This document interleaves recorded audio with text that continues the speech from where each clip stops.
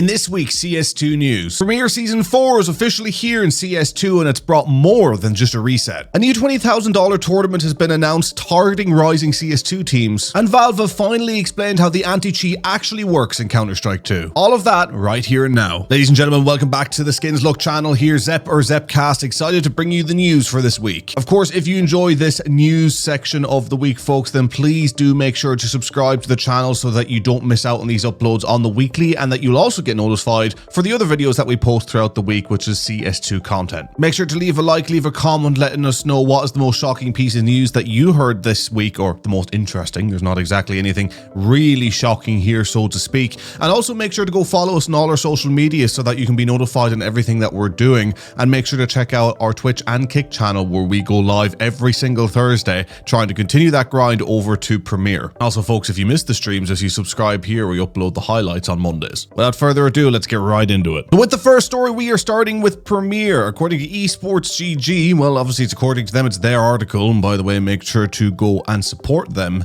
and all the other articles that we read here. Again, we wouldn't be able to make these news pieces without these articles, but according to them, and what is obviously the case, CS2 have launched Premiere Season 4, bringing a seasonal reset along with new updates tied to progression and rewards. As expected, player ratings have been recalibrated, pushing players back into a more competitive climb rather than allowing ratings to stagnate at the top. The update also includes new cosmetic elements connected to Premiere, reinforcing Valve's approach of tying ranked progression to visual rewards.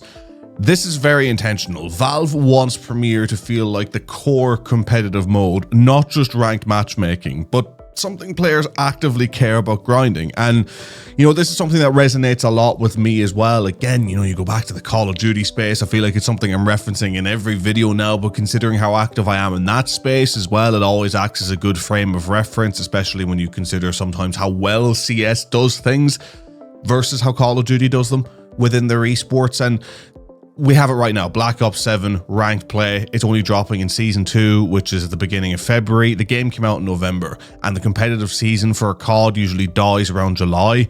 So you've lost out on 2-3 vital months of having a ranked in there for the sake of perfecting it, and because of that, players just find other means to play the competitive, whatever that may be, and they don't go for the in-house mode.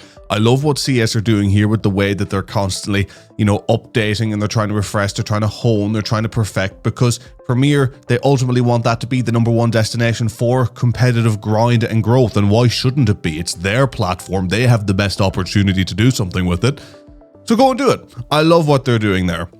And the article also notes that skins linked to seasonal play are becoming more prominent, encouraging consistency over quick rank chasing. So if you're serious about Premiere, Season 4 is where ratings will likely stabilize again, meaning early performance matters more than usual.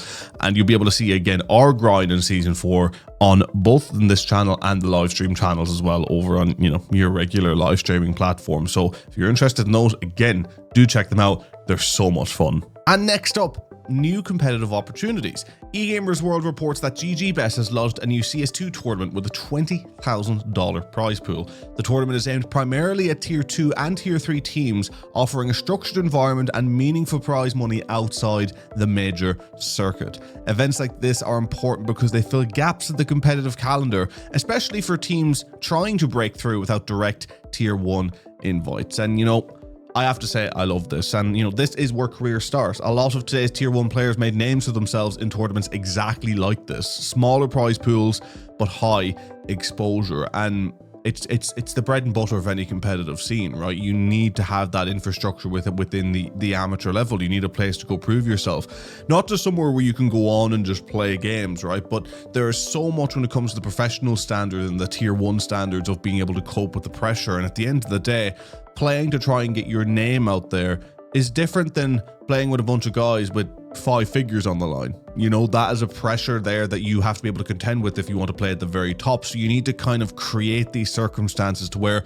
yes, this prize pool isn't the top tier that you will see in the CS2 space, but it's one that causes the pressure, especially for players who may be coming through and have never played and competed for this type of money before. I mean, the idea of even being able to compete for that kind of money Just thinking about it, to me, it's like insane, and that will be such a pressure to deal with if you've not been there before. So you need this competition for new talent to come through and thrive, and hopefully a couple of old talents sort of hold their hand and guide them through a little bit, which is why the coaching system is important, and all of this just contributes to the scene being able to grow from A to B. And you'll be surprised in a lot of esports how broken that link is from A to B at times. So again, these tournaments super important. Like for teams outside the top rankings, $20,000 events aren't just about the money, they're about the proof of concept. And if this tournament is run well, do expect more organizers to follow suit. Fingers crossed they do. And folks, for our last story here today, Business Cloud has published a detailed breakdown of how Valve's anti-cheat system works in CS2. So shout out to them for doing this. And unlike traditional kernel level anti-cheat systems, Valve's anti-cheat, or VAC, operates using behavior analysis and server-side detection rather than invasive system access. The article goes on to explain that VAC looks for suspicious patterns over time rather than banning players instantly for a single action. Again, a good system if it works well, but I will go back to the Call of Duty space again. We talk about that Ricochet anti-cheat, sort of an AI-based anti-cheat that is analyzing player behavior. It's weird. It's a very weird system, right? And, you know, I know with the Ricochet, they would say like, oh, we don't ban players, you know, who are getting spam reported, but they would definitely get shadow banned. It was 100% a thing that happened. It's something that definitely happened to me. And, you know, sometimes when playing, you can just play very well all of a sudden. It's weird. And like even in playing CS, like we done a live stream there yesterday, the highlights of which will be up on Monday. And, you know, I had my highest ever kill game comfortably after one where I went double negative. So, you know, you can have varied play to where, yes, there may be patterns in how you move, but if it's not perfect, it can cause a lot of issues, in my opinion. And look, I'm still relatively new to the CS space again, guys, so please do make sure to let me know in the comments what your opinions are on this. But how do the CS community, how do you feel about your anti-cheat and the overall protection? And I know there's a lot of people that will complain anyway, but in general, what do you feel the vibe is around that? I'm very curious. But yeah, the article explains that VAC looks for suspicious patterns over time rather than banning players instantly for a single action.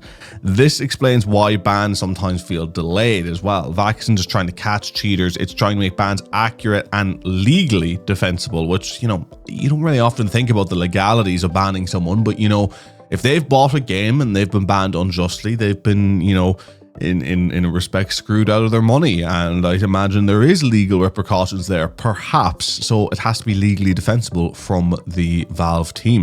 In CS2 specifically, Valve has increased reliance on machine learning models that analyze gameplay data, movement, aim consistency, and input behavior. Again, this is something that we were just discussing there. So yeah, it's a very interesting topic. To be honest, we could make a whole 20-minute, we could make a whole podcast episode just talking about the values of anti-cheat and how you make them cost effective and the importance of making them cost effective. Because at the end of the day, guys, you could hire 1,000 people whose sole jobs in a company is to check out for cheating, but that's going to be a drainer on cost. How accurate is it going to be anyway? There's so many variables. But this also means false positives are taken very seriously, which is why bans are often reversed quickly if mistakes are detected.